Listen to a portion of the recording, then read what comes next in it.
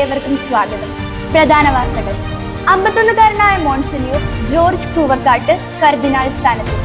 Francis സേവ്യറിന്റെ അഴുകാത്ത തിരുശരീരം പൊതുദർശനത്തിന്. തുടർ നടപടികളിലെ കാലതാമസം വഞ്ചനാപരം. KCBC ജാഗ്രതാ കമ്മീഷൻ. വ്യാകുല മാതാവിന്റെ ബസിലിക്കയുടെ ശതാബ്ദി വിളംബര റാലി നടത്തി. കൊന്തമാസം ഭക്തിപൂർവ്വം സംഘടിപ്പിക്കപ്പെടുന്നു. ധന്യൻ അഗസ്റ്റിൻ ജോൺ ഊക്കനച്ചന്റെ 68ാം ശ്രാദ്ധ ദിനത്തോട് അനുബന്ധിച്ചുള്ള ആഘോഷം ഇന്ന്. വാർത്തകൾ വിശദമായി. സഭാ വാർത്തകൾ. 51കാരനായ മോൺസിഞ്ഞോർ ജോർജ് കൂവക്കാട്ട് കർദിനാൾ സ്ഥാനത്തേക്ക്.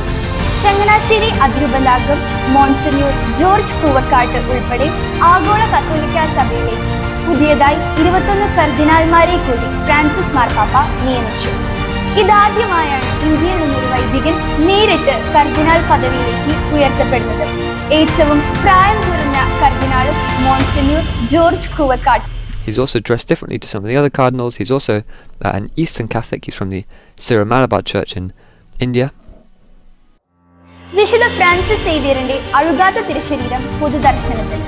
വിശുദ്ധ ഫ്രാൻസിസ് സേവ്യറിന്റെ അഴുകാത്ത തിരുശരീരം പൊതുദർശനത്തിന് നവംബർ 21 മുതൽ വെക്കുന്നു. 10 വർഷത്തിൽ ഒരിക്കലാണ് തിരുശരീരം ദർശനത്തിന് വെക്കാറുള്ളത്. പാരമ്പര്യമായി 10 വർഷത്തിൽ ഒരിക്കൽ മാത്രമാണ് വിശുദ്ധന്റെ തിരുശേഷിപ്പ് പരസ്യവണക്കത്തിനായി വെക്കുന്നത്. രാവിലെ 9:30 ബോം ജീസസ് ബസിലിക്കയിൽ നടന്ന വിശുദ്ധ കുർബാനയ്ക്ക് Delhi archbishop doctor Anil Joseph Thomas Couto മുഖ്യ കാർമ്മികത്വം വഹിച്ചു.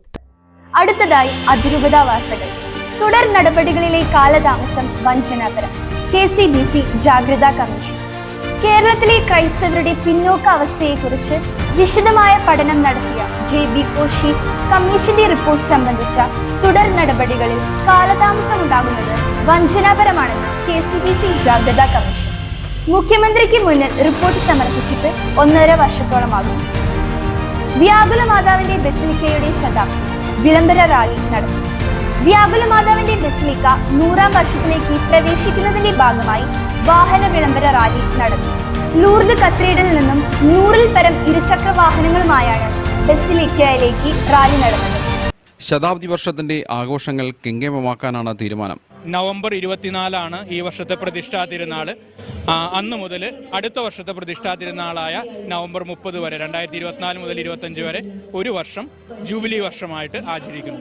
അവസാനമായി ഇടവക വാർത്തകൾ. കൊന്തമാസം ഭക്തിപൂർവ്വം സംഘടിപ്പിക്കപ്പെടുന്നു.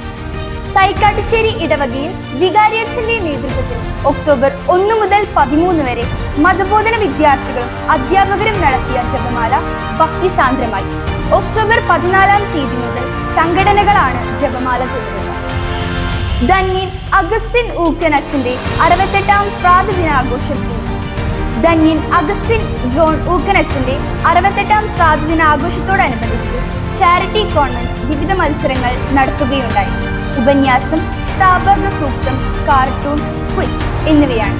വിവിധ മത്സരങ്ങളിൽ സമ്മാനർഹരായവർക്ക് ഇന്ന് സമ്മാനങ്ങൾ നൽകി. ഇതോടെ വാർത്താ ബുള്ളറ്റിൻ പൂർണ്ണമാകുന്നു. ഇതുവരെ വാർത്തകൾ വായിച്ചത് 9ാം ക്ലാസ്സിൽ നിന്നും സാനിയ.